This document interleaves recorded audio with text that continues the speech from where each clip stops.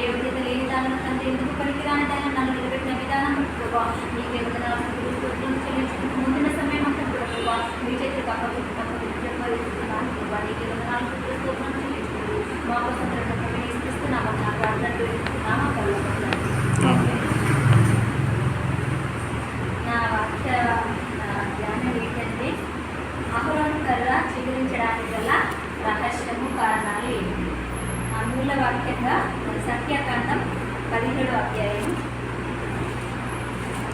1 నుంచి చూసుకున్నాము.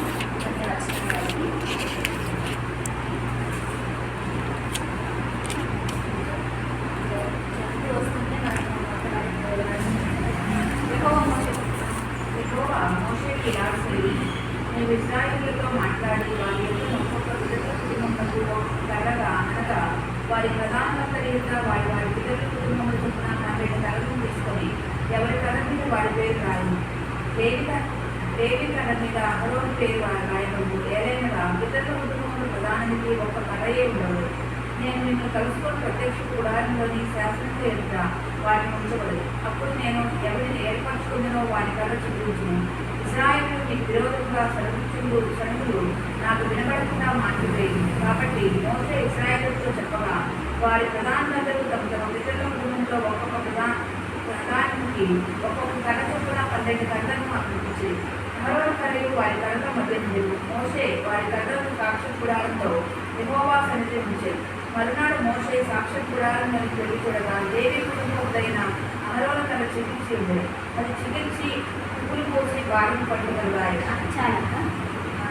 అయితే దీనికి అసలు ముఖ్యాంశం దేవుడు ఎందుకు ఈ విధంగా చేయాల్సి వచ్చింది అంటే ముందు ప్రహార దేవుని చూసుకుంటే కోరాకు వాళ్ళంతా కూడా ఏమైనారు మోసే అహరోనుల మీద వ్యతిరేకంగా ఉండి మీద యాజకులుగా ఉండాలా మీరు ఉండకూడదా అని చెప్పేసి వాళ్ళని తిరుగుబాటు చేసి చదువుకుంటూ ఉంటారు. అన్ని దేవుని వినపడినప్పుడు దేవుడు ఈ డెసిషన్ తీసుకోవాల్సి వస్తుంది. ఏంటంటే ఎన్ని గోత్రాలు ఉన్నాయో అన్ని గోత్రాల నుంచి ఒక్కొక్క కర్ర తీసుకొని వచ్చి ఆ మందసం ఎదుట పరిశుద్ధ స్థలము ఏదైతే ఉందో పరిశుద్ధ స్థలము దాంట్లో సాక్షి గుడారంలో మందసం ఎదుట 12 కర్రలను ఉంచండి. ఒక్కొక్క యాజక గోత్రంలో లేవి గోత్రంలో ప్రధానులు పెద్దవాళ్ళు వాళ్ళ పేరు ఆ కర్ర మీద రాయాలి. అహరోను రాసి అలా 12 గోత్రంలో ఉన్న వారిని ఒక్కొక్క కర్ర మీద వాళ్ళ పేరు గోత్రంలో ఎవరైతే పెద్దవాళ్ళు ఉంటారో వాళ్ళ పేరు రాసి ఆ కర్రలు 12 కర్రలు తీసుకొచ్చి ఆ మందసంలో పెట్టి ఒక రాత్రంతా కూడా అక్కడే మందసం ఎదుట నిద్రించాలి. అంటే మందసం ఎదుట ఉండాలి. మర్నాడు ఉదయాన్నే వచ్చి మీరు చూసినప్పుడు నేను ఎవరినైతే ఎదుట వేసుకుంటానో అది నేను తెలియజేస్తాను ఫలింపజేస్తానని చెప్పి దేవుడు మోషేతో మాట్లాడుతున్నాడు. మాట్లాడిన తర్వాత మోషే ఏం చేస్తాడు? అందరి దగ్గరికి వెళ్ళి వాళ్ళందరితో చెప్పాడు, ఇలా దేవుడు నాతో మాట్లాడాడు, మీ అందరి గోత్రంలో ఒక్కొక్క కర్ర తీసుకొని పేరు రాసుకొని తీసుకురండి అన్నప్పుడు 12 గోత్రంలో వారు కర్రలు తీసుకొని వస్తారు. తీసుకొని వచ్చిన తర్వాత కర్రలన్నీ తీసుకెళ్ళి మోషే ఏం చేస్తాడు? మందసం ఎదుట ప్రత్యక్ష గుడారం అక్కడ పరిశుద్ధ స్థలంలో మందసం ఎదుట పెడతారు. పెట్టి ఒక రాత్రి అంతా అలాగే ఉంటారు, మౌనంగా ఉంటారు అందరూ. కామోటి తెల్లవారు వేసిన తర్వాత మోసే ఏది చూడగా ఒక అహరోను కర్ర మాత్రమే ఏంటంట చిగురించి పువ్వులు పూసి బాదం పండ్లు గలదాయును. ఏంటి వాళ్ళు ఏ కర్రలు పెట్టారు? ఎండిన కర్ర పెట్టింది. ఎండిన కర్ర అంటే ఇలా ఉంటుంది కదా. ఈ కర్రకి మన జీవం ఉందా? ఏమీ లేదు అసలు. ఈ కర్ర ఒకవేళ ఇది పువ్వులు పూయాలి, కాయాలంటే దీనికి ఏం కావాలి? ఈ విధంగా చిగురించాలి అంటే దానికి ఏం కావాలి? ఒక చెట్టుకి ఒక చెట్టు పువ్వులు పూసి కాయలు కాసి చిగురించాలి అన్నప్పుడు మనకి ఏమేమి ఉంటే అది చిగురిస్తుంది. అది ఫస్ట్ ఏం చేయాలి? భూమిలో నాటపడాలి. సారవంతమైన నేల ఉండాలి, ఆ నేలలో నాటపడాలి. దానికి ఎరువు నీళ్లు కావాలి, సూర్యరశ్మి ఉంటేనే అదేం చేస్తుంది? ఈ విధంగా ఫస్ట్ చిగురిస్తుంది. చిగురించి పువ్వులు పూస్తుంది. పువ్వులు పూసిన తర్వాతకి కాయలు కాస్తుంది. కానీ ఇక్కడ ఏం జరిగింది? మరి అద్భుతము ఎటే టైము ఒక్క రాత్రిలోనే చిగురించింది, పువ్వులు పూసింది, బాదం కాయలు కాసింది అని చెప్తున్నాడు. అంటే అది ఎంత అద్భుతం! ఒక ఎండిపోయిన కర్ర చిగురించాలంటే ఎంత టైం పడుతుంది? అది ఎలా చిగురించింది అనేది మనం ఒకసారి చూసుకుంటే ఈ బాదం చెట్టుకున్న ప్రత్యేకత ఏంటి అంటే మనకు ఇక్కడ ఉంటుంది. ఇక్కడ 17 అధ్యాయం 8వ వచనంలోనే ఉంటుంది. ఆ బాదం చెట్టు ఇట్లా ఎక్కడంటే పాలిస్తున్న దేశంలోని సిరియాలో ఇవి చాలా విస్తారంగా ఉంటాయంట బాదం చెట్టు. ఇవి ఏంటంటే ఒక 14 నుంచి 14 నుంచి 18 అడుగుల ఎత్తు ఉంటుందంట ఈ బాదం చెట్టు. అవి ఎప్పుడు కాస్తాయంటే ఈ మనకు జనవరి మంత్లో మాత్రమే ఈ పండ్లు కాయలు కాస్తాయి బాదం చెట్టు అనేది. అయితే ఇది శీతాకాలంలో అందులో మొదటి కాపు ఏదైతే ఉంటుందో ఆ మొదటి పూత పూసేది బాదం చెట్టు అట. ఏదైతే శీతాకాలం స్టార్ట్ అవుతుందో మనకి జనవరిలో లేదా శీతాకాలం స్టార్ట్ అయ్యేది, అప్పుడు మొదటి పూత పూసేది ఏదంటే ఈ బాదం చెట్టు అట. ఈ బాదం చెట్టును మనం ఇక్కడ వాడడానికి ఇప్పుడు భాషలో ఏమైనా అర్థం ఉంది అంటే క్రీస్తును సూచించే ప్రతిరూపాలుగా దీన్ని బాదం కర్రని తీసుకుంటామంట. ఈ కర్రలన్నీ కూడా మరి ఏం పెట్టారు, ఎండిన కర్రలు పెట్టారు. మందసంలో ఎండిన కర్రలు పెడితే ఆ ఎండిన కర్రలు ఒక్క రాత్రిలోనే చిగురించి పువ్వు మూసి పండ్లు కాసింది. అంటే అది ఎంత అద్భుతం అసలు. అది నార్మల్గా మనం ఆలోచిస్తే అది జరుగుతుంది, అలా జరగదు, కానీ అక్కడ జరిగింది. మరి ఒక లేవి అహరోను కర్ర మాత్రమే చిగురించడానికి కారణాలు ఏంటి, అసలు ఏం జరిగింది అక్కడ అనేది కూడా మనము చూస్తున్నాము. ఇప్పుడు మళ్ళీ ఇంకొకటి ఏంటంటే ఈ బాదము కర్రనంట ఇప్పుడు గులాబీ చెట్టు కానీ మందార చెట్టు కానీ ఏం చేస్తాము, ఆ మంటను తుల్చి మళ్ళీ మట్టిలో నాటితే చెట్టు ఎదుగుతుంది, పూస్తుంది. కానీ ఈ బాదం చెట్టు అంట ఒక్కసారి విరిచినామంటే నువ్వు భూమిలో పాతి పెట్టిన దానికి ఎన్ని ఎరువులు వేసినా కూడా అది మళ్ళీ పెరగదంట. కానీ ఇది ఏం చేసింది, ఒక కర్ర ఎండిపోయిన కర్రనే ఏం జరిగింది, మొలకెత్తింది, పువ్వులు పూసి కాయలు కాసేలాగా అయింది. అంటే ఏం జరిగింది అక్కడ, ఆ రాత్రంతా కూడా దేవుని ప్రసన్నత అనేది ఆ 12 కర్రల పైన పడింది. అన్ని కూడా సేమ్ ఒకే మందసం దగ్గర ఉంచబడ్డాయి. దేవుని ప్రసన్నత అన్ని కర్రల మీద పడ్డది. కానీ ఒక్క కర్ర మాత్రం ఏమైంది, చిగురించింది, ఒకటే పువ్వులు పూసింది, ఒకటే కాయలు కాసింది. దీన్ని బట్టి మనం అర్థం చేసుకోవాల్సింది ఏంటంటే మనము అనేకులు దేవుని వద్దకు పిలవబడతారు, కానీ ఎన్నుకునేవారు అంటే ఎత్తబడేవారు ఎన్నుకునేవారు ఎంతమంది అంటే కొంతమంది మాత్రమే ఉంటారు. అదేవిధంగా 12 కర్రలు పిలువబడ్డాయి, కానీ ఒక్కరిని మాత్రమే దేవుడు ఎంచుకున్నాడు. అంటే అది దేవుని ఎంపికలో ఎవరు ధృవీకరించిన వాళ్ళందరూ ఏం చేసారు, వేరే కోరాకు వాళ్ళంతా కూడా చదువుకున్నారు, గుణుక్కున్నారు, తిరుగుబాటు చేసారు. అయినా కూడా ఆయన తీర్పు మారిందా, మారలేదు. అహరోను మాత్రమే ఎన్నుకున్నాడు. అయితే బాదం కర్ర గురించి ఆ రాత్రంతా కూడా కర్రల పైన దేవుడి మందసం పడింది, అన్నిటి మీద పడింది. అదొకటి కర్ర గురించి గురించింది. అంటే ఎంత అద్భుతం జరిగింది మనకు.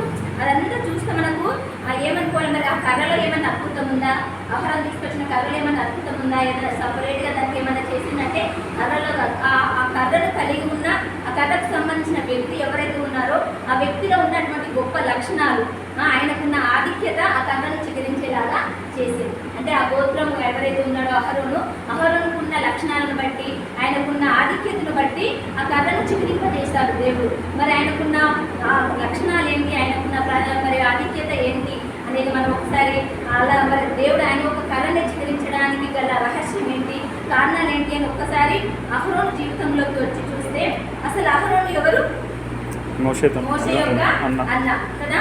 వాళ్ళ తల్లిదండ్రులు ఎవరు, యొకోబేదు, అమ్రాము.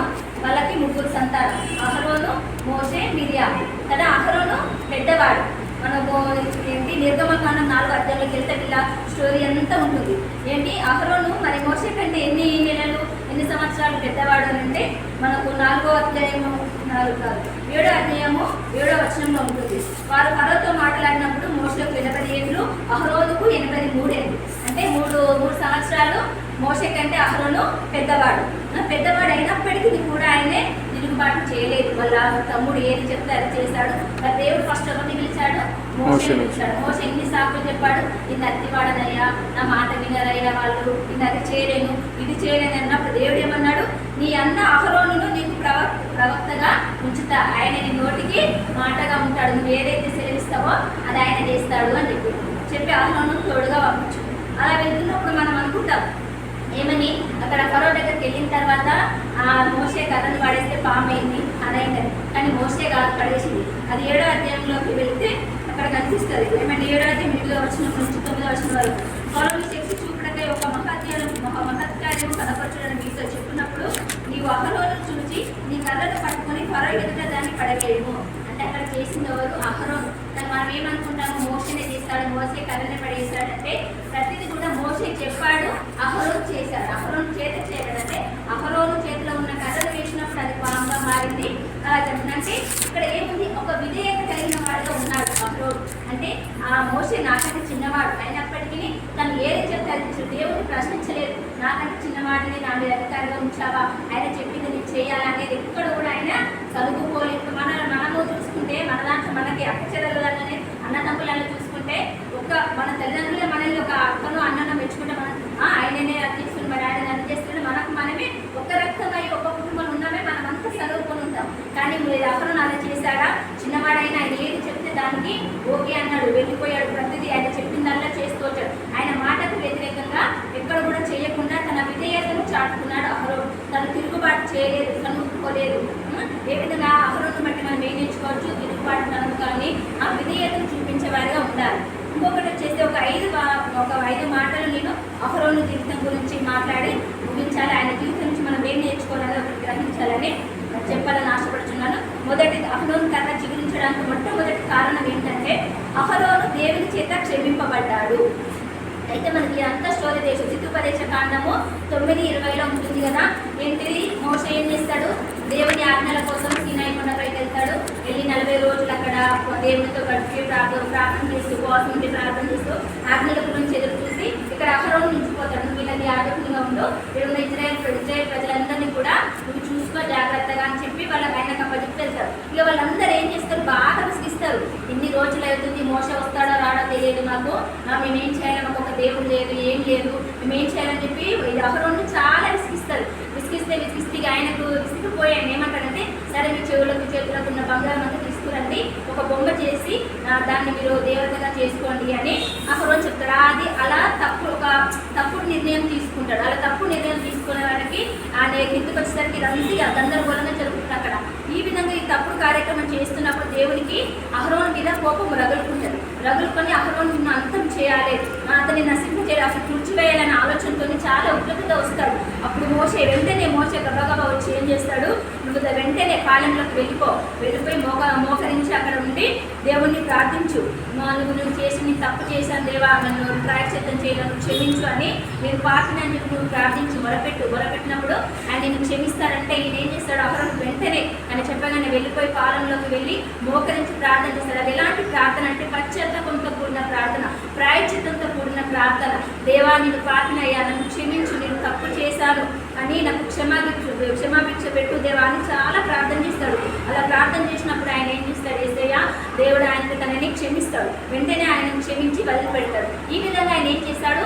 ఆయన తప్పు చేశాడు. ఆ తప్పును క్షమించడానికి దేవుని దగ్గర తన ప్రాయశ్చిత్తంతో కూడిన ప్రార్థన ఒప్పుకొని చేసి ప్రార్థించినప్పుడు ఆయన దేవుని చేత ఏం చేయబడ్డాడు? క్షమింపబడ్డాడు. మన దేవుడు కృపామయుడు. ఆయనను తిట్టి ఆయన ముఖం మీద ఉంపి వేసి పుట్టిన వారిని కూడా ఆయన ఏం చేస్తాడు? కల్వరి సిలువలో మొట్టమొదటి మాట, తండ్రి వీరేం చేయుచున్నారో మీరు ఎరగరు కనుక వీరిని క్షమించుమన్నాడు. దేవుడు ఈ ప్రపంచ యావత్తుకు ఇచ్చిన ఈ ఒక్క మాట, అసలు క్షమించడం అనేది దేవుడు కలిగి ఉన్నాడు. కాబట్టి ఆ మాట ఆయన చెప్పకపోతే ఈ రోజు మనకి ఏం జరిగేదో, నోవాహు కాలం ఎలా ప్రళయం వచ్చిందో అలా వచ్చేది కాబట్టి ఆ రోజు ఆయన అది మాట్లాడకపోతే సొమరగోమర పట్టణంలో ఏ విధంగా కాలిపోయాయో ఆ విధంగా మన బ్రతుకులు కూడా అయ్యాయేమో. కానీ మన దేవుడు అలాంటి వాడు కాదు. క్షమించే దేవుడు మన దేవుడు. మనం ఆయన ఎదుట ఒప్పుకున్నప్పుడు మరి మన జీవితాలు ఎలా ఉన్నాయి? మనం చేసిన పాపములను, మనం చేసిన తప్పులను ఆయన ఎదుట ఒప్పుకొని దేవా నేను పాపినయ్యా, నన్ను క్షమించు అని మనం మారు మనసు కలిగి ఆయన ఎదుట ప్రాయశ్చిత్తంతో మనం ఆయనను వేడుకున్న వారిగా ఉన్నామా లేదా అనేది ఒక్కసారి మనము ఈ అహరోను జీవితాన్ని బట్టి మరి మనం కూడా దేవుని ద్వారా క్షమింపబడ్డామా, మనం చేసిన పాపముల వల్ల తప్పుల వల్ల అనేది కూడా ఒకసారి మనము గమనించాలి. ఇంకొకటి మీకా 7:18 ఉంటుంది. మీకా 7:18 వాస్తవంగా వారి దోషములను పరిహరించి వారు చేసిన అతిక్రమంలో విషయమైన వారిని క్షమించు దేవుడుమైన నీతో సుఖమైన దేవుడు ఉన్నాడా? ఆయన కనికరము చూపి ఎంత సంతోషించేవాడు తెలుసా? నిరంతరంగా కోపముంచాడు. ఏంటంటే మన పాపములను ఒప్పుకున్నప్పుడు క్షమించగలిగే దేవుడు అనేటువంటి వాడి లోకంలో ఎవరైనా ఉన్నారా అని అడుగుతున్నాడు. ఇంకా అంటే మనం వెళ్ళి దేవుడి దగ్గర మనల్ని మేము చేసే పాపం చేస్తామయ్యా మమ్మల్ని క్షమించు అని అన్నప్పుడు క్షమించగలిగే దేవుడు ఇంకెవరైనా ఉన్నారా ఈ లోకంలో? దేవుడు అనే మాటకు అర్థము చాలా, ఆయనకు ఒక ప్రత్యేకమైన లక్షణాలు ఉండాలి. ఆయనకు ఏంటిది? పాపం క్షమించే అధికారము, చనిపోయి తిరిగి లేచే అధికారం, ఇవన్నీ ఉన్నాయి. కానీ ఈ రోజులలో చాలా మంది చెట్టును పుట్టను దేవుళ్ళు అంటున్నారు. ఇంకా అనేక రకాల మనుషులను కూడా దేవుళ్ళతో పోలుస్తున్నారు.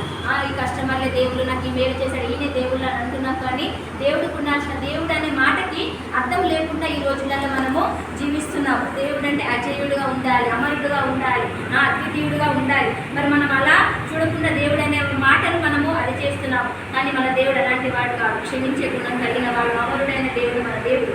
సో మనము ఆయన దగ్గర మన పాపములను ఒప్పుకునేటప్పుడు ఆయన క్షమించగల దేవుడు. మనము మరి మన పాపముల చేత దేవుని దగ్గర మనం అహరోను వలె క్షమింపబడ్డామా అనేది ఒకసారి మనము ఆలోచించుకోవాలి. అప్పుడు అహరోను కర్ర ఆ విధంగా చిగురించింది. అయితే మనం ఎలా ఉంది మన జీవితం? ఆ సంఘంలో ఆయన రక్తంలో మనం కడగబడ్డామా? మరి సంఘంలో మనం ఆయన సంఘంలో చేర్చబడ్డామా? ఆత్మీయంగా మరి మనం ఎదుగుతున్నామా? అద్భుత కార్యాలను మనం పొందుకుంటున్నామా అనేది కూడా ఒకసారి మనము గ్రహించాలి. ఒకవేళ మనము క్షమించలేని స్థితిలో అనుభవంలో ఉండుంటే, దేవుని చేత మనం ఇంకనూ క్షమింపబడలేని స్థితిలో ఉంటే, మనం ఇంకనూ దేవుని దగ్గరికి వెళ్ళి అహరోను ఏ విధంగా అయితే ప్రాయశ్చిత్తంగా పశ్చాత్తాపంతో ప్రార్థన చేశాడో మనం కూడా ఆ విధంగా ప్రార్థన కలిగి ఉండాలి. ఇది ఒకటి. రెండో దానికి వస్తే రక్తము చేత కడగబడిన వ్యక్తి అహరోను. మొదటిదేంటిది క్షమింపబడిన వ్యక్తి, రెండవదేంటి రక్తం చేత కడగబడిన వ్యక్తి అహరోను. నిర్గమకాండం 29-20 వచనం చూస్తే, నిర్గమకాండము 29-20 ఆ పొట్టేటకు వధించి తన రక్తంలో కొంచెం తీసి అహరోను కుడిచేతి పడవేదను తన కుమారుల కుడిచేతులకు పడవేదను వారి కుడిచేతి పట్టిన వేళ మీద వారి కుడికాలు పట్టిన వేళ మీద చదివి పరిపీఠం మీద ఆ రక్తము ప్రోక్షించబడు. ఏంటి రెండో చూసినట్టయితే ఏంటంట, అహరోను మొత్తం తన శరీరం అంతా కూడా రక్తము చేత కడగబడిందంట. అదేంటి? ఫస్ట్ ఆయన ఎక్కడికి వెళ్ళాలి? ప్రత్యక్ష గుడారంలోకి వెళ్ళాలన్నప్పుడు వెళ్తున్నప్పుడు తన కుడి చేయి బొటన వేలు, నెక్స్ట్ చేతి బొటన వేలు కూడా రక్తంతో ప్రోక్షింపబడాలి. ఎందుకంటే ఆయనకు దేవుని స్వరం వినబడుతుంది కాబట్టి, ఆ చెవుల్లో స్వరం వినబడుతుంది కాబట్టి ఆయన చెవి రక్తంతో కడగబడాలి. నెక్స్ట్ ఏంటిది? అతడు పరిశుద్ధమైన స్థలంలో, అతి పరిశుద్ధమైన స్థలంలో ఉన్న కొన్ని పాత్రలను ముట్టుకొని వాటిని అది చేస్తాడు కదా, అందుకని ఆయన చేతి బొటన వేలు ఏదైతే ఉందో ఆ చేతి కూడా రక్తంతో కడగబడాలి. ఇంకొకటి ఆయన పరిశుద్ధ స్థలంలోకి నడిచి వెళ్ళాలి కాబట్టి తన కాళ్ళు కూడా రక్తంతో కడగబడాలి అని మనకు వాక్యం చెప్తుంది. అంటే ఈ పరిశుద్ధత, దేవుడు ఏమన్నాడు? పరిశుద్ధత లేకుండా నాకు ఇష్టం అసాధ్యమని సెలవిచ్చాడు. మరి మన పరిశుద్ధత ఎలా ఉంది? అది అహరోను అయితే రక్తముతో కడగబడి పరిశుద్ధమైన జీవితాన్ని జీవించాడు కాబట్టి తను అతి పరిశుద్ధమైన స్థలంలోనికి అడుగు పెట్టబడ్డాడు. మరి మనము ఆ విధంగా ఉన్నామా? మన పరిశుద్ధతను మనము కాపాడుకుంటున్నామా? ఆయన రక్తంలో మనము కడగబడ్డామా? మనము యేసుని నా సొంత రక్షకుడని మన నోటితో మనం ఒప్పుకున్నప్పుడు ఆయన తన రక్తంతో మన పాపాలన్నింటినీ కడిగివేసి మనల్ని పరిశుద్ధులుగా చేసడానికి సిద్ధంగా ఉన్నాడు. మరి మనం ఆ విధంగా మన నోటితో మన పాపాలను ఒప్పుకొని ఆయన రక్తంలో మనము కడగబడుతున్నాం అనేది కూడా మనము ఆలోచించుకోవాలి. నెక్స్ట్ మూడవది చూస్తే తైలాభిషేకంతో నింపబడిన అహరోను. కీర్తన 133 వచనం.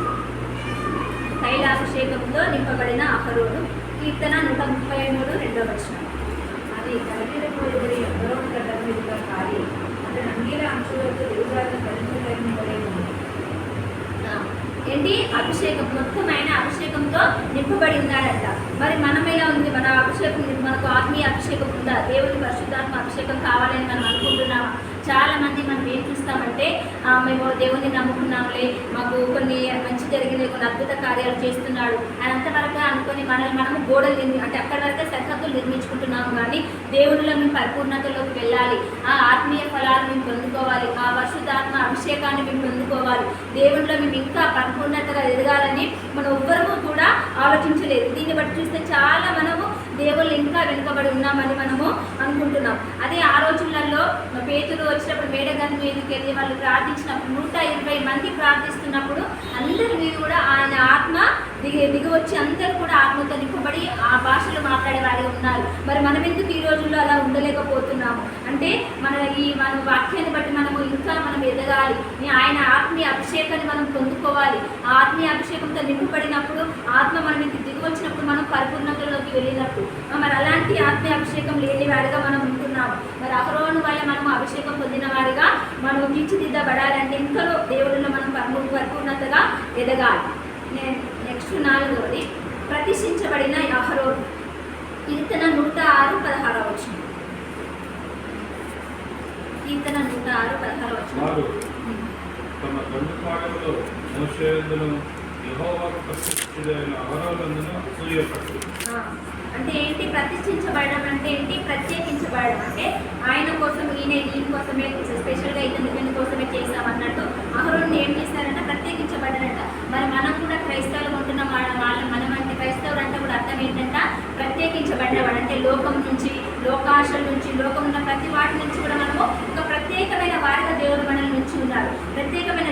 జీవితాన్ని మనము జీవించాలి. అదే లేవి కాండము 9:23-24 చూస్తే దాంట్లో ఉంటుంది. లేవి కాండము 9వ అధ్యాయము 23-24 వచ్చు. మోషే అహరోనులు ప్రత్యక్ష గుడారములోనికి పోయి వెలుపలికి వచ్చి ప్రజలను దేవుపగా యెహోవా మహిమ ప్రజలకందరికీ కనబడు. యెహోవా సన్నిధి నుండి అగ్ని బయలువెళ్ళి బలిపీఠం మీద దహన ద్రవ్యమును ప్రభువులో కాల్చివేసింది. ప్రజలందరూ దాన్ని చూసి ఉత్సాహం చేసి సాగేవారు. ఏంటంటే అహరోను మోషే లోపలికి వెళ్ళి బయటకు వచ్చి ప్రజలందరినీ జీవిస్తున్నప్పుడు ఏమైందంట, అహరోను మాయమైపు కనుమరుగయ్యి దేవుని మహిమ మాత్రమే కనబడుతుందంట.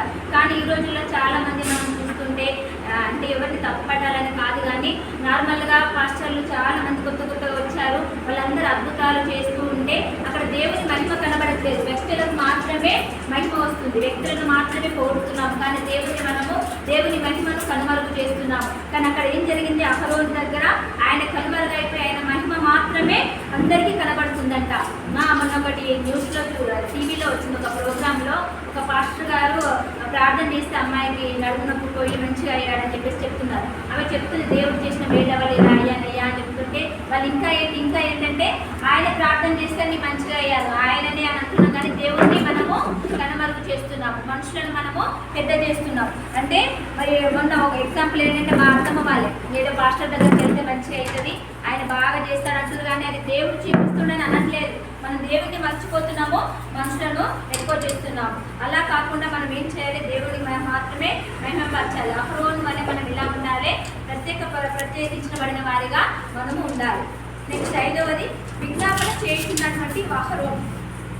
సంఖ్యాకాండం 16వ అధ్యాయము 46 నుంచి 48 వరకు. సంఖ్యాకాండము 16వ అధ్యాయము 16, 46 నుంచి 46. అప్పుడు మోషే నేను ధూపాన్ని తీసుకుని బలిపీఠం నిప్పులతో నింపి ధూపం వేసి వేగంగా సమాజంలో పెట్టి వారి నిమిత్తం ప్రాయశ్చిత్తం చేయి. కోపము యెహోవా సన్నిధి నుండి బయలుదేరింది. తెగులు మొదలుపెట్టిందని అహరోనుతో చెప్పగా మోషే అహరోను వాటిని తీసుకొని సమాజం మధ్యకు పరిగెత్తిపోయినప్పుడు తెగులు జనులలో మొదలుపెట్టి ఉండేది. కాగా అతడు ధూపం వేసి ఆ జనుల నిమిత్తం ప్రాయశ్చిత్తం చేసింది. ఏంటంట అక్కడ ఇంటి విజ్ఞాపన చేస్తున్న అహరోను అక్కడ ఏమొచ్చిందంట, ఒక తెగులు వ్యాపించింది. ఆ తెగులు ఇశ్రాయేలు పైన చాలా వేగంగా అది అంటే వ్యాపిస్తుందంట. వ్యాపించినప్పుడు మోషే ఏం చేస్తున్నాడంటే నువ్వు ఒక ధూపార్తిని పట్టుకొని వెంటనే వెళ్ళి ఎక్కడైతే ఎవరెవరి పైన అయితే తెగులు వ్యాపిస్తుందో వాళ్ళకి ముందుగా వెళ్ళి ఆ ధూపార్తి పట్టుకొని తిరుగుమని చెప్పినప్పుడు వెంటనే అహరోను ఏం చేశాడంట, ఆ ధూపార్తి పట్టుకొని ఈ తెగులు కంటే ముందుగా పరిగెత్తుకుంటూ పోయి వాళ్ళందరి ముందు అది ధూపార్తిని ఇచ్చినప్పుడు వాళ్ళందరి ఎవరెవరికైతే తెగులు వచ్చిందో అదంతా కూడా పోయిందంట. అలా మరి దేవుని దగ్గర మనము విజ్ఞాపన చేసేవారు, ఇతరుల గురించి మనము పరిచర్య అంటే వాళ్ళ ఇతరుల గురించి మనం ప్రార్థించేవారిగా, విజ్ఞాపన చేసేవారిగా, అందరి గురించి ప్రార్థించేవారిగా మనము ఉన్నాము. అహరోను వల్లే అహరోను తన జీవితాన్ని అలా అర్పించాడు, అంటే విజ్ఞాపన చేయడంలో అందరికీ పరిచర్య చేయడంలో తను అర్పించుకున్నాడు. మరి మనం ఆ విధంగా ఉన్నామా, దేవుణ్ణి మనము సొంత రక్షకుడుగా అంగీకరించి మనలో ఉన్న లక్షణాలు మనం మార్చుకునే వారిగా ఉన్నామా? ఈ 5 లక్షణాలు ఏవైతే ఉన్నాయో దేవుడు అహరోనులో మొదటి లక్షణం ఏమని చెప్పాను, తనలో ఉన్నది క్షమించబడ్డాడు, పాపం నుంచి క్షమింపబడ్డాడు. తర్వాత రక్తము చేత కడగబడిన వ్యక్తి, తైలాభిషేకంతో నింపబడిన వ్యక్తి, ఇంకొకటి వచ్చేసి ప్రతిష్ఠించబడిన వ్యక్తిగా ఉన్నాడు. 5వది విజ్ఞాపన చేయించినటువంటి వ్యక్తిగా అహరోను ఉన్నాడు. ఈ లక్షణాలన్నింటిని బట్టి దేవుడు ఏం చేశాడు, అహరోను కర్రను చిగురింపజేసి పువ్వులు పూసి పండ్లు గల దానిగా ఆయన చేశాడు. మన జీవితాల్లో కూడా ఇలాంటి లక్షణాలు ఉన్నప్పుడు ఆయన మన జీవితాలను కూడా చిగురింపజేయడానికి సిద్ధంగా ఉన్నాడు. ఆయన ఎదురు చూస్తున్నాడు మన జీవితాన్ని మార్చడానికి, మన జీవితాన్ని ఫలింపజేయడానికి, చిగురింపజేయడానికి, ఆయన మన జీవితాలు చిగురింపజేయడానికి ఆయన ఎదురు చూస్తున్నాడు. మనల్ని మనం మార్చుకొని ఆయనకు మన జీవితాన్ని ఆయన చేతిలో పెట్టినప్పుడు దేవుడు మన జీవితాలను చిగురింపజేసే దేవుడిగా ఉన్నాడు, ఫలింపజేసే జీవితాలుగా దేవుడు చేయడానికి సిద్ధంగా ఉన్నాడు. ఎండిపోయిన కర్ర, ఎండిపోయిన మోడుబారిన జీవితాలు ఏవైతే ఉన్నాయో వాటన్నింటినీ కూడా జీవం ఇవ్వడానికి ఆయన సిద్ధంగా ఉన్నాడు. ఎండిపోయిన కర్రలోనే జీవం ఇచ్చిన దేవుడు మరి మన జీవితాలను చిగురింపజేయడానికి ఆయన సిద్ధంగా ఉన్నాడు. కానీ ఎప్పుడు మన జీవితాలను ఆయన చేతిలో పెట్టినప్పుడు, మనల్ని మనము మార్చుకొని జీవితాలను ఆయన చేతిలో పెట్టినప్పుడు ఆయన దాన్ని చిగురింపజేయడానికి సిద్ధంగా ఉన్నాడు. ఎగ్జాంపుల్ అగస్టిన్ అనే ఒక పరిచారకుడు అంటే పాస్టర్ గారు ఉన్నాడు. ఆయన ఏంటంటే ఒక ఎగ్జాంపుల్, ఆయన తను ఎప్పుడు వ్యభిచార గృహంలోకి వెళుతూ ఉండేవాడంట. వెళ్తూ ఉంటే వాళ్ళ అమ్మ చాలా ఏడుస్తూ దేవుని దగ్గర బాగా ప్రార్థించిందంట. దేవా, నా యవ్వన కుమారుడు చెడిపోతున్నాడు, ఆయనను మీరు మార్చండి అని చెప్పేసి ఆయన దగ్గర బాగా ప్రార్థించిందంట. ప్రార్థించినప్పుడు ఒక రోజున దేవుడు అతన్ని మార్చాడంట. మార్చినప్పుడు తను ఆయన రక్తంలో కడగబడి తను మార్చుకొని దేవుని పరిచర్యకు అప్పగింపబడి తన పరిచర్యలో ఆయన ముందుకు సాగుతున్నాడు. అలా సాగుతున్న రోజుల్లో ఆయన పరిచర్య చేస్తూ ఒక రోజు ఇలా నడుచుకుంటూ వెళ్తున్నట్ట. వెళ్ళగానే అంతకుముందు ఆ వ్యభిచార గృహంలో కలిసిన ఒక ఆమె అతనికి ఎదురుపడిందంట. ఎదురుపడి ఆమె అనుకుంటుందంట, ఆ అబ్బా అగస్టిన్ కనిపించాడు, ఇక నా జీవితము మారిపోతుంది, ఆయన ఇక నా జీవితంలోకి వచ్చాడంటే నేను చాలా హ్యాపీగా ఉండొచ్చని ఆమె అనుకుంటూ ఆమె పిలుస్తుంట. అగస్టిన్ అగస్టిన్ అని పిలుస్తూ ఉంటుందంట. కానీ ఆయన తనను పట్టించుకోకుండా వెళ్ళిపోతుంటాడట. వెంటనే గుర్తుందంట. వెళ్ళిపోయి ఆయన దగ్గరికి వెళ్ళి, అగస్టిన్ నేను నన్ను మర్చిపోయావా అంటే, నువ్వు కావచ్చు కానీ నేను కాదు, నేను ఇప్పుడు దేవుని మనిషిని, దేవునిలోకి మార్చబడని నేను మార్చుకున్నాను, ఆయన రక్తంలో కడగబడ్డాను. నేను ఇప్పుడు నా జీవితం అంతా కూడా ఆయన చేతిలో ఉంది, నా జీవితము నా చేతిలో లేదు, నేను దేవుని పరిచర్యలో వాడబడుతున్నానని చెప్పి తన జీవితాన్ని మొత్తం కూడా ఆయన చేతిలో పెట్టుకున్నాడు. మరి మనం ఆ విధంగా ఉన్నామా? మన జీవితాలను ఆయన చేతిలో పెట్టుకొని ఆయన పరిచర్యలో మనం వాడబడుతున్నప్పుడు దేవుడికి అసాధ్యమైనది ఏమైనా ఉన్నదా? సమస్తం ఆయన స్వాధీనంలో ఉంది. ఎండిపోయిన జీవితాలనే కథను చిగురింపజే. అసలు దీని గురించి ఆలోచిస్తే ఎవరికైనా చెప్పినా కూడా ఏమంటారు, అదంతా ఏ ట్రాప్లే అన్నట్టు ఉంటుంది. కానీ దేవునికి సమస్తము సాధ్యము. మరి ఆ విధంగా మన జీవితాలను మనం ఆయన చేతులు, అగస్టిన్ ఏ విధంగా అయితే తన జీవితాన్ని దేవుని చేతిలో పెట్టాడు, మనం కూడా మన జీవితాలను దేవుని చేతిలో పెట్టినప్పుడు మన జీవితాలను చిగురింపజేసే దేవుడుగా ఆయన ఉన్నాడు. ఈ వాక్యాన్ని బట్టి మనం ఏం గ్రహిస్తున్నాము, మనం ఏం చేస్తూ ఏం నిర్ణయించుకున్నామంటే, దేవుడు ఎన్నిక చేసిన మనుషులను దేవుడు ఎవరినైతే ఎన్నుకున్నాడో వాళ్ళని దేవుడు స్థిరపరుస్తాడంట. అహరోను ఎన్నుకున్నాడు కాబట్టి ఆయనను స్థిరపరిచాడు. చాలా మంది అంగీకరించకపోవచ్చు దేవుడు ఎన్నుకున్న వాళ్ళని, ఇప్పుడు వాళ్ళు నిలబెట్టుకుంటాడు దేవుడు, కానీ చాలా మందికి ఇష్టం ఉండదు. ఆమెను పెట్టుకున్నారేంటి, ఆమె నాదా అని మాట్లాడతారు. కానీ ఎవరైతే దేవుడు ఎవరినైతే ఎన్నుకున్నాడో వాళ్ళు ఎవరు ఎన్ని అవమానాలు తీసుకొచ్చినా వాళ్ళని దేవుడు ఏం చేస్తాడంట, స్థిరపరుస్తాడంట. యోహాను 15:16 ఉంటుంది, మీరు నన్ను ఎన్నుకోలేదు కానీ నేను మిమ్మల్ని ఎన్నుకున్నారని. యోహాను 15:16 ఉంటుంది. నెక్స్ట్ ఇంకోటి ఏమైనా నేర్చుకోవచ్చు, దేవుడు ఎండిన జీవితానికి జీవం ఇస్తాడు కదా. అంటే ఈ కర్రలో జీవం ఉంది, ఈ కర్రకు ఒక వేరు లేదు, ఒక నీరు లేదు, ఒక నీడ లేదు, ఏం లేదు. కానీ దేవుడు ఇలాంటి కర్రను ఈ విధంగా చిగురింపజేశాడు, పువ్వులు పండ్లు గలదానిగా చేశాడు. మరి మన ఎండిపోయిన మన జీవితాలు మనం బాధపడుతున్నాము, దేవా ఇన్ని రోజులు ఎన్నో ప్రయత్నాలు చేశాను, ఏం చేసిన జీవితం ఎండిపోయిన జీవితం లాగానే ఉంది అని చెప్పేసి మనం ప్రార్థిస్తుంటే మన జీవితంలో కూడా ఎండిపోయిన ఆశలను దేవుడు చిగురింపజేసి వాటికి జీవం ఇవ్వడానికి సిద్ధంగా ఉన్నాడు. ఇంకొకటి, దేవుడు ఏంటంటే ఫలించే జీవితాన్ని కోరుకుంటాడంట. అహరోను కర్ర ఏ విధంగా అయితే చిగురించి ఫలించిందో దేవుడు మన జీవితాలు, క్రైస్తవ జీవితంలో ఉన్న మనల్ని కూడా ఆత్మీయ ఫలాలు ఫలించాలని దేవుడు కోరుకుంటుందంట. అలాంటి ఫలాలు మన జీవితంలో ఉన్నాయా, మనం ఎలా ఉండాలనేది నేర్చుకోవాలి. ఇంకొకటి ఏంటి, తిరుగుబాటు కంటే విధేయత గొప్పది. అంటే ఆయన తిరుగుబాటు చేయలేదు అహరోను, కానీ విధేయతగా ఉన్నాడు. ఆయన వద్ద దేవుడు ఆయన చిత్తాన్ని నెరవేర్స్తాడని చెప్పి విధేయత కలిగి తనకు లోబడి ఉన్నాడు. కోరాహు వాళ్ళు ఏం చేశారు, తిరుగుబాటు చేశారు, వాళ్ళు నశించారు. అహరోను కామ్గా ఉండి విధేయతతో ఉన్నాడు కాబట్టి ఆయనను ఎన్నుకున్నాడు. ఆయన జీవితాన్ని చిగురింపజేసి ఆయనలో ఫలింపును దయచేశాడు. మరి మనం కూడా విధేయత కలిగి దేవునికి లోబడి మన జీవితాలను చిగురించేది చేసుకునే జీవితాలు ఉన్నామా? ఆత్మీయ అభిషేకంతో మనం నింపబడే వారిగా యేసులో దేవుడిలో మనము పరిపూర్ణత కలిగిన జీవితాలుగా ఉన్నామా అనేది ఒకసారి మనం గ్రహించుకోవాలి. మరి నా జీవితంలో ఆత్మీయ ఫలాలు ఉన్నాయా? మరి దేవుడు ఇచ్చిన పిలుపుకు నేను వినయం కలిగి ఉంటున్నానా, విధేయత కలిగి ఉన్నానా అనేది మనం ఒకసారి గ్రహించుకోవాలి. అహరోను పిలిచినప్పుడు ఆయన విధేయత కలిగి ప్రతిదానికి నువ్వు వెళ్ళాలి, నీ తమ్ముడు ఏం చెప్తే అది చేయాలన్నప్పుడు తను సరే దేవా అని చెప్పేసి తనకు లోబడి తను చెప్పిన ప్రతిదీ కూడా చేస్తూ వచ్చి వినయంగా ఉన్నాడు. కాబట్టి దేవుడు అతన్ని ఎన్నుకున్నాడు, తన గోత్రంలో తను నిలబెట్టుకున్నాడు, యాజకుడిగా నిలబెట్టుకొని తన కార్యక్రమాలన్నీ కూడా నడిపించుకున్నాడు. మరి మనం కూడా మన జీవితాలను ఆయన చేతిలో పెట్టి వినయంతో మనం వేడుకున్నప్పుడు దేవుడు మన జీవితాలను కూడా చిగురింపజేసి తను మన జీవితాలను మార్చడానికి, ఫలింపజేయడానికి సిద్ధంగా ఉన్నాడు. దేవుడు చిన్న మాటలు తన వెలుగులో జీవించి ఆశీర్వదించున్నాడు.